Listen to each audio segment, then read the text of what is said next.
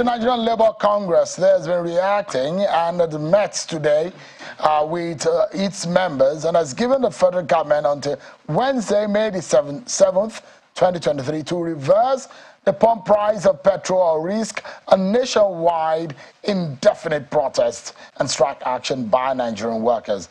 The NLC President, Mr. Joe Ajaero, announced this at the end of an emergency meeting of the National Executive Council in Abuja, where he also asked President Bola Tinubu to investigate payments for subsidy under the immediate past administration of former President Buhari.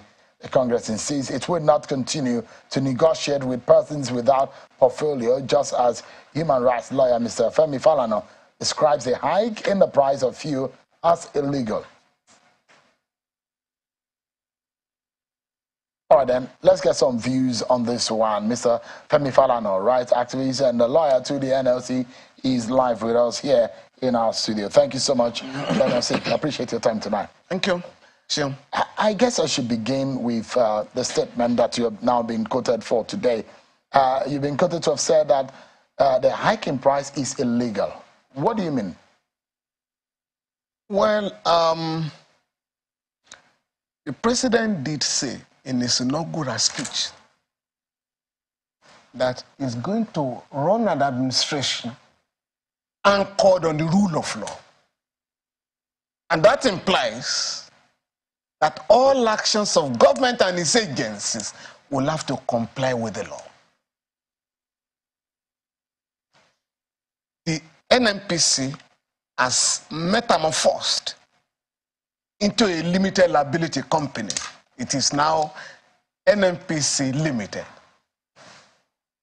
To that extent, the NNPC, like Total, like ExxonMobil, like Shell, operating in the oil industry, cannot announce increases in the prices of petroleum products. That duty is vested in the government. So, and that is what I mean. There is a judgment of the court, Federal High Court, which has not been set aside. The case of Bamidele Aturu and the Minister of Petroleum Resources. This judgment was delivered in the Federal High Court in Abuja here by Justice Adamu Bello, now retired, to the effect that nobody has the right in Nigeria to fix the prices of petroleum products other than the government. Because you have the Price Control Act, and at that time, the Petroleum Act, now PIA Act. So you ask the NNPC, where have you got the powers to fix the prices of petroleum products, or the price of petrol this time around? From 185 or thereabout to 540. How? So, and the clarification is important. Yesterday on the program, we had the group CEO of the NNPC Limited, and this question was thrown at him, and I did ask him, remember asking him, that are you now the regulator and the operator in this sense? Because now it's totally deregulated if subsidy is gone. And he said they are not the ones who changed the price. Who did? He said it's the market forces. No, the visible market forces cannot, under the Nigerian Constitution and under the PIA, fix the prices of petroleum products. What agency of government is levied with that responsibility, Mr. Falana? Under the current situation in which we have found ourselves, since ministers have not been appointed, right? The president is running the country. Only the president can so decide for now. The price. Yep. So because you have the Price Control Act, you have the PIA Act, right? There is no provision in our law for market forces to determine the prices of any products in the country.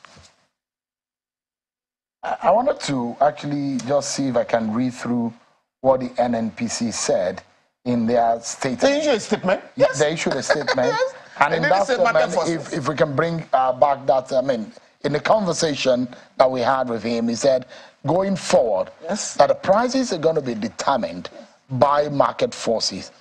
What do you make of that scenario? You agree with the issue of the market forces? No, the NNPC Limited issued the statement whereby it fixed the prices of petroleum products. I mean, petrol in Lagos, in Abuja, in the north. Right? Now, if I understand the GMD, it was saying that in futuro, market forces will fix the price. But for now, NNPC Limited fixed the price. He said the price list that went viral, that went around, yes, were leaked internal document of the NNPC, that NNPC did not fix it. Let me read through the statement of the NNPC. NNPC said in the statement, adjustment in pump price of PMS. Yes. It says, NNPC Limited wishes to inform our esteemed customers that we have adjusted our pump price of PMS across our retail outlets in line with the current market realities as we strive to provide you the quality service we are known for.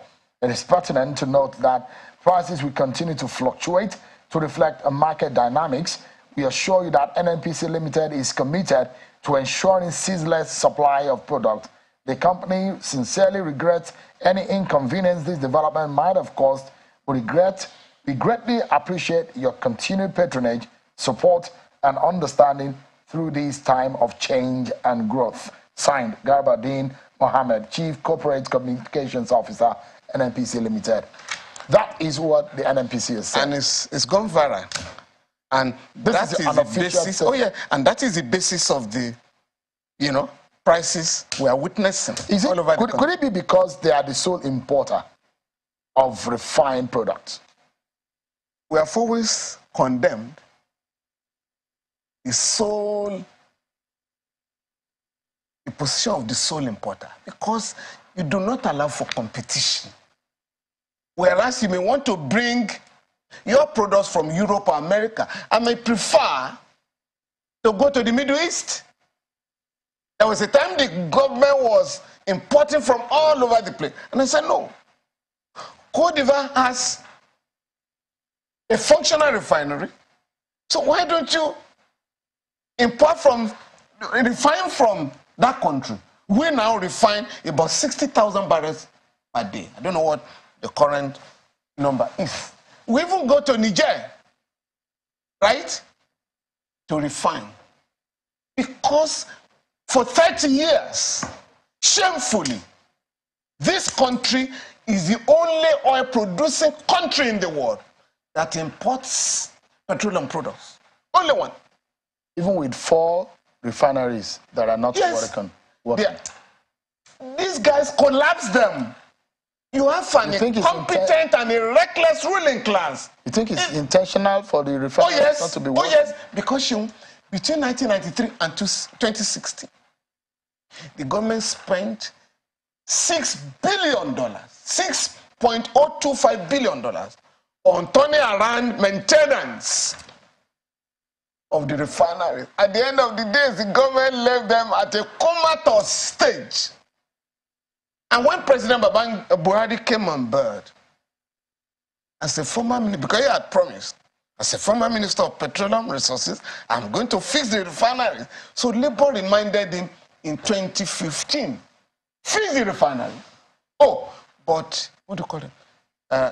Neoliberal forces in the government discourage the government. Oh, government has no business in business. Let private people do so. But the government was not reminded that licenses issued by the Obasanjo regime for establishing refineries were simply dumped by those who got them. Unfortunately, the same government was now persuaded, as the Buhari regime, to invest through the NNPC $2.7 billion in the Dangote refinery. We're going to be supplying that refinery 300,000 barrels of crude oil per day. Those who say government has no business in business. It was at that stage, President Buhari, as Minister of Petroleum Resources, why are we doing this?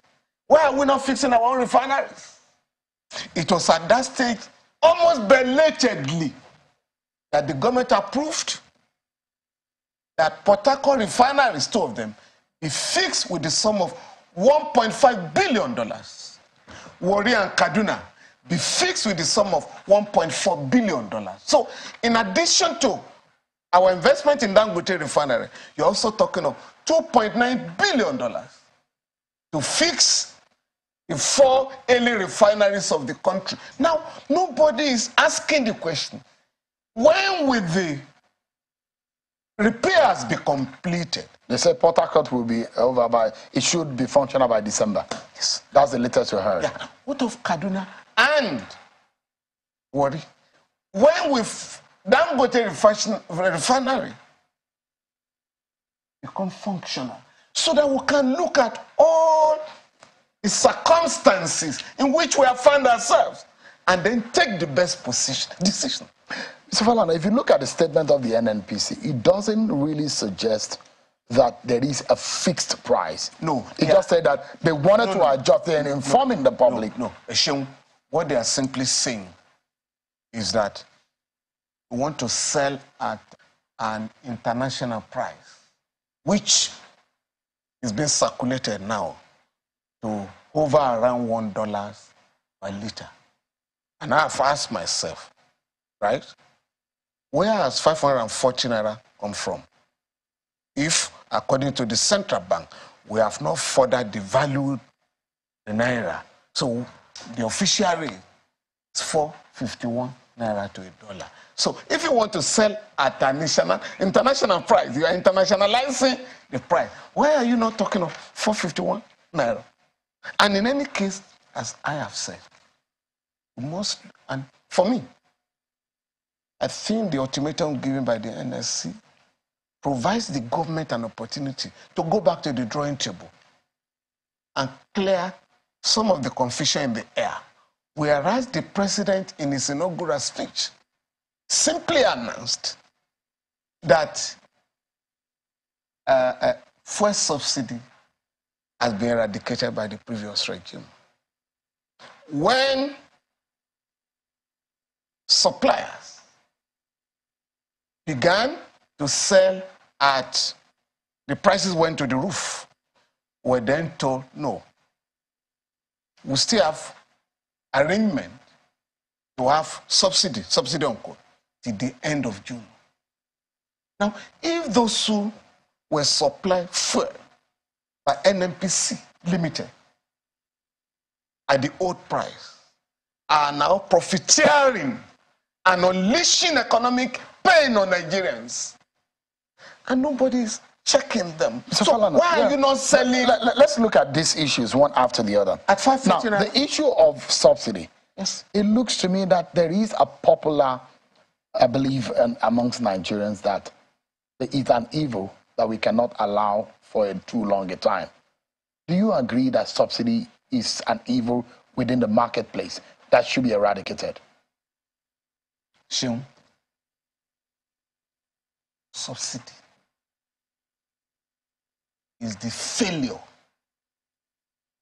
now called the incompetence of the Nigerian neo-colonial state to make the refineries functional. And when they then embark on importing petroleum products, we want this country will be grounded the way you guys are going. Again, figures were flying to the extent that the immediate past Controller General of Customs, Colonel Amidali, went to the National Assembly to challenge NNPC, to challenge DPR. Your figures are fake. The immediate past Minister of State in the Ministry of Petroleum Resources, Tim Receiver, said the importation agenda is a criminal enterprise. So, what are you talking about subsidy?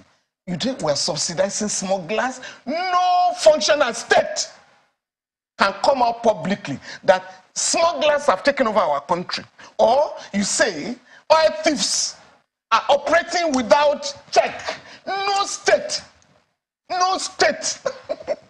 any modern state cannot say that. And then what do? Let us punish the people. So for me,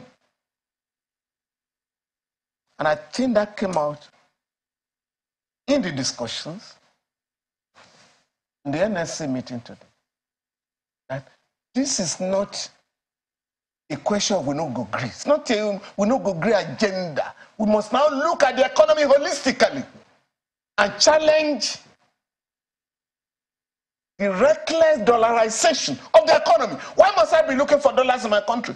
Why should some schools be collecting dollars as fees? I mean, school fees, rents being collected in dollars. Some fees are paid in dollars for professionals. By the CBN Act, that is illegal. No, it's illegal. Section 20. The legal tender in Nigeria shall be naira and kobo. It's illegal. It's a criminal offense. No transaction must be made or should be made in any currency other than naira. Other than naira. That's the law. They haven't amended the law. But these guys have ruined the economy by spending dollars so irresponsibly. Mr. Falana, if the NLC go ahead, if the federal government says it won't, well, the issue of subsidy must go, and it has to go. You see. Just a moment, sir. If they say that subsidy must go, and the NLC goes ahead, isn't it causing some kind of anarchy for a government that is just going to be about 2 weeks old? Sure. For me, when workers issued an ultimatum, in Nigeria and wherever, it is an invitation to the government to review its position. And the government this time around, frankly speaking, will have to look at the totality of the economy. If we are talking of subsidy, what you call fuel subsidy is an infinitesimal aspect of subsidies in the country. The rich, the comprador bourgeoisie, people who call captains of industry, are subsidized by the government beyond what you are calling for a subsidy. What are you talking about? Between 2016 and 2022, the Buhari regime granted duty waivers to the tune of 16 trillion naira. You can Google. You can find it, 16 trillion naira of people brought goods to the country without paying import duty, to the detriment of the economy. In December 19, 2018, the then Director of Budget, Mr. Ben Akabweze, addressed CEOs of government enterprises and told them, you guys have refused to remit 10 trillion naira to the Federation account. I can go on and on and on. We have just filed a case against the Emefiele Central Bank, where the guy sold a bank for 50 billion naira. Avon revitalized that bank with the sum of 1.3 trillion naira. So, 380 people in this country, according to AMCON, are owing 5.4 trillion naira because the banks were going to collapse in 2008. The central bank gave trillions to the bank. Now, those who took toxic loans were threatening the economy, and that was how AMCON was set up, Asset Management Corporation of Nigeria, to buy off their debts. What type of subsidy is greater than that? So, I can go on and on and on. So, in the interest of the country, let us look at the economy. I'm looking at the implication of the threat of the NLC. Let me tell you. It is not too early in the life of this government. You see, again, I've said it. Government has begun discussions in Nigerian Labour Congress, which perhaps should have preceded the announcement. But it's a new government. And I expect, as a new government, to take advantage of the opportunities that exist. I tell you one, Shem, there's a group of countries now fighting the dominance of the dollars in their economy. The dollar in their economy. We call those countries BRICS. Brazil, Russia, India, China, and South Africa. Nigeria is missing. And they are currently trading among themselves in their own local currencies. And I have suggested this publicly. Kenya was spending $500 million per month to import petroleum products. The leadership of Kenya met with the leadership of Saudi Arabia. We are unable to mobilize dollars. Can we have an arrangement? So, Saudi Arabia agreed, we shall be supplying you petroleum products. But you pay us in shillings.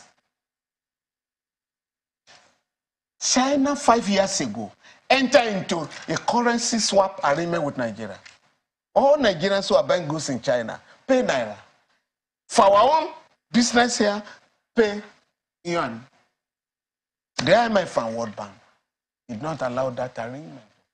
So for me, this government has an opportunity to look at the economy holistically. Look at what is going on with the demand, the struggle for a new international economic order, and fit in. On a final note, Mr. Falana, so the question, the bigger picture we're looking at here is there is already Nigerians who are hurt and pained in the manner in which this policy has come and affected their lives because of the price hike in the price of petrol has affected transportation and immediate effect on the price of commodities, food on their table. And rents. Yeah.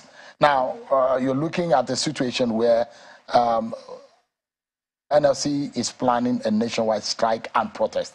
That will also have effect on the economy. For sure. I mean, and that's why the government was avoiding it. But if the government is already meeting the NLC, so the question is that one we wonder if there is other softer ways in addressing it. On the final note, Mr. Falana. No, for me, just in 60 seconds. Sean, the government, as I said, will have to look at all the options on the table. One of which is the Lagos State government with Ohando. I've just entered into an agreement with a Chinese company to bring electric buses to Lagos. Some of the buses have arrived. This government, the Buhari regime, this APC regime, in 2020, January 2020, announced that we are going to migrate CNG to CNG. And the central bank earmarked 250 billion naira to encourage companies that were going to promote that migration. So for me, these are the options on ground. Of course, we can say, oh, why can we continue to waste $10 billion according to them? Figures are also questionable. Right. We can then look at the alternatives to PMS so that the poor are not further subjected to excruciating pain. Mr. Falana, so you saying that it is illegal, the hike in the price? Oh, yes. And the implication is that anybody selling above 185 is illegal? Of course. Are you planning to go to court on that? Well, the NSC has given some instructions, but I won't give you the details for now. Mr. Femi Falana, rights activist and senior advocate of Nigeria, thank you so much indeed for your time tonight. Thank you very much. I really appreciate it. Thank you, my pleasure.